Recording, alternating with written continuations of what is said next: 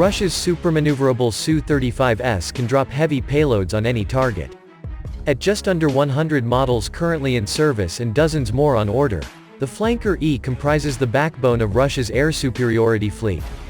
Offering a potent blend of versatility and cost-effective performance, the Su-35, NATO reporting name, Flanker E, has secured the undisputed title of Russia's best non-stealth air superiority fighter. The fighter jet that eventually became the Su-35 has its roots in a 1980s Soviet effort to develop an advanced variant of the Sukhoi Su-27, replete with new engines, overhauled avionics, and upgraded aerodynamic performance.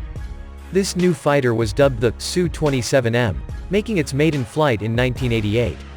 A handful of serial models made it out of the factory, but funding for the project quickly dried up in the years following the Soviet collapse. Sukhoi renamed the fighter the Su-35 in an attempt to rebrand it for export markets, though little came of these early commercial efforts.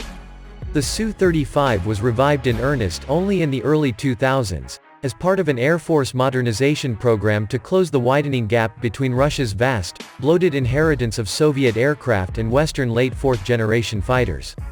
The fighter that we in the present day commonly refer to as the Su-35 is actually the Su-35S, a sweeping refit and redesign effort meant to account for the roughly 15-year gap between the original Su-27M and the contemporary Su-35S. The Su-35S is a single-seat air superiority fighter, powered by the same twin AL-41F1S engines that went into the initial production batch of Su-57 fifth-generation multi-role fighters. The Su-35S offers a maximum speed of 2,400 km per hour and combat range of 1,600 km, but these raw numbers belie one of the fighter's greatest strengths, its supermaneuverability. The standard canard layout of prior Su-27 models was replaced by thrust vectoring nozzles, which offered notable maneuverability gains in dogfighting scenarios. The Su-35S received a glass cockpit and, with it, a sweeping avionics overhaul. LCD screens and digital controls replaced the traditional analog layout of older Su-27 variants. Although not exactly cutting-edge in the context of present-day avionics, the Su-35's upgraded Urbis-E passive electronically scanned array radar is a potent tool in its own right that's capable of tracking up to 30 targets at a range of around 350 kilometers. But where the Su-35S truly excels against many of its fourth-generation counterparts, and even the fifth-generation F-22 Raptor, is its prodigious payload capacity and remarkably flexible weapon suite. The Flanker E boasts a payload capacity of 8,000 kilograms, spread across 12 hardpoints, as well as an internal 30mm GSH-31 autocannon.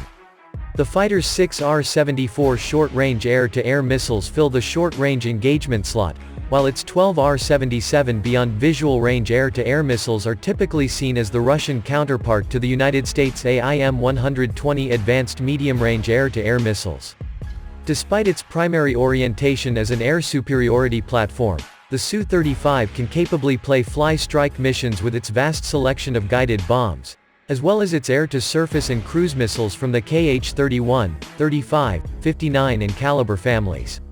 The Su-35 has reportedly filled ground attack roles on several occasions throughout Russia's intervention into the Syrian civil war, whilst also tracking and intercepting Israeli jets flying in Syrian airspace.